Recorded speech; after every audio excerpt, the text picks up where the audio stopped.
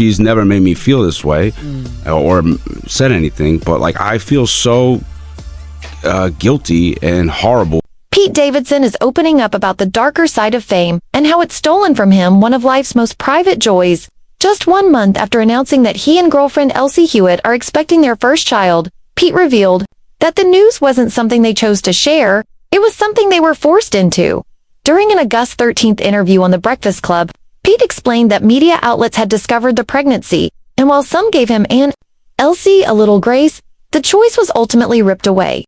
"We held it off as long as we could," he admitted, describing how what should have been a moment of celebration quickly turned into something stressful, even painful. For Pete, the hardest part wasn't about himself. It was about Elsie. Confessed that instead of being able to give her the quiet, joyful pregnancy most women get to experience, he felt robbed and even guilty. "She's never made me feel this way or said anything," Pete shared, "but I feel so guilty and horrible that in any way, shape, or form I could not allow her to have the ideal pregnancy. It's supposed to be a beautiful, sacred experience, one filled with excitement, peace, and anticipation." But for Pete and Elsie, the reality of living under the public eye meant trading privacy for headlines. And in his words, the joy of expecting a child has been overshadowed by a lingering guilt that he could not protect her from the spotlight. The outlets that found out were super cool, and for the first time ever in my life, and I felt very lucky. They were just like, we'll give you 2-3 months. She didn't want to post that.